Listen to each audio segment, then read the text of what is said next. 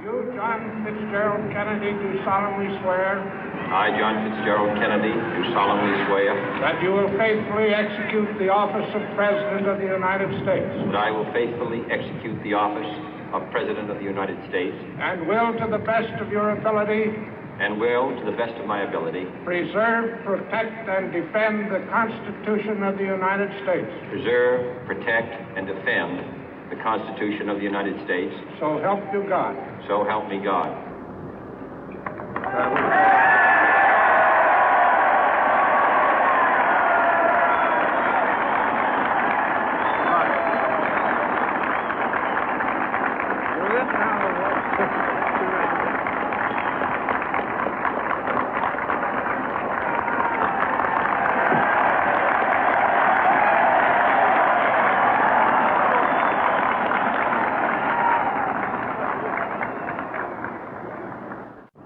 Vice President Johnson, Mr. Speaker, Mr. Chief Justice, President Eisenhower, Vice President Nixon, President Truman, Reverend clergy, fellow citizens. We observe today not a victory of party, but a celebration of freedom, symbolizing an end as well as a beginning, signifying renewal as well as change. For I have sworn before you and Almighty God the same solemn oath our forebears prescribed nearly a century and 3/4 ago.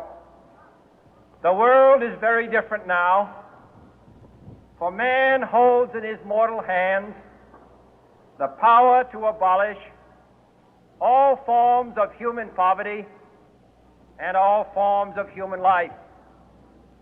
And yet the same revolutionary beliefs for which our forebears fought are still at issue around the globe.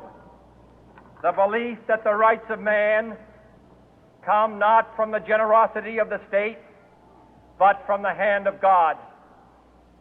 We dare not forget today that we are the heirs of that first revolution. Let the word go forth from this time and place to friend and foe alike that the torch has been passed to a new generation of Americans born in this century, tempered by war, disciplined by a hard and bitter peace, proud of our ancient heritage, and unwilling to witness or permit the slow undoing of those human rights to which this nation has always been committed and to which we are committed today at home and around the world.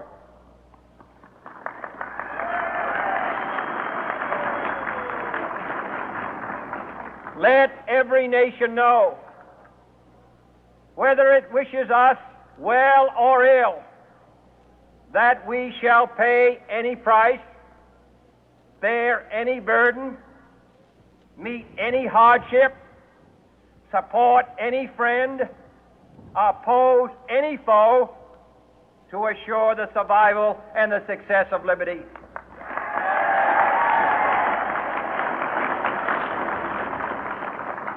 This much we pledge and more.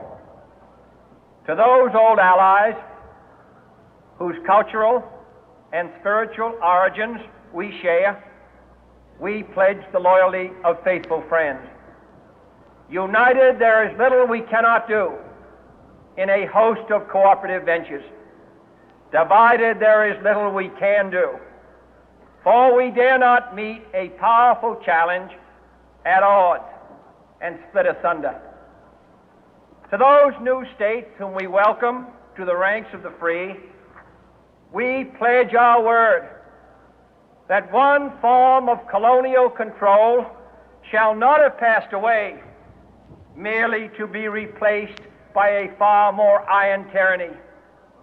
We shall not always expect to find them supporting our view, but we shall always hope to find them strongly supporting their own freedom, and to remember that in the past, those who foolishly sought power by riding the back of the tiger ended up inside.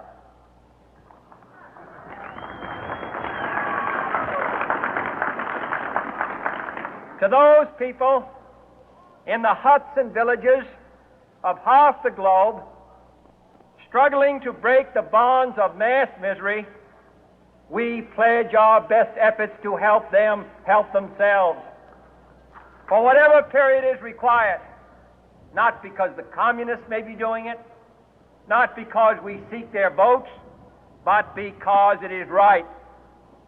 If a free society cannot help the many who are poor, it cannot save the few who are rich.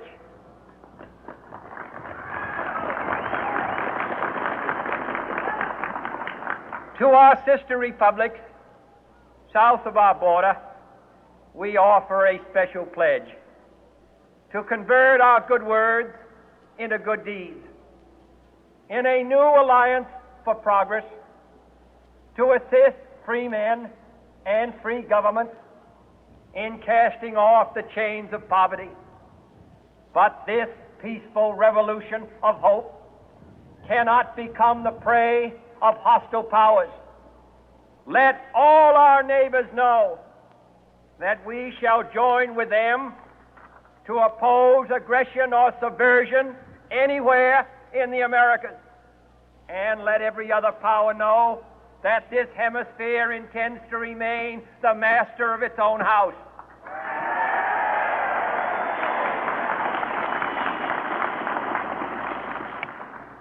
To that World Assembly of Sovereign States, the United Nations, our last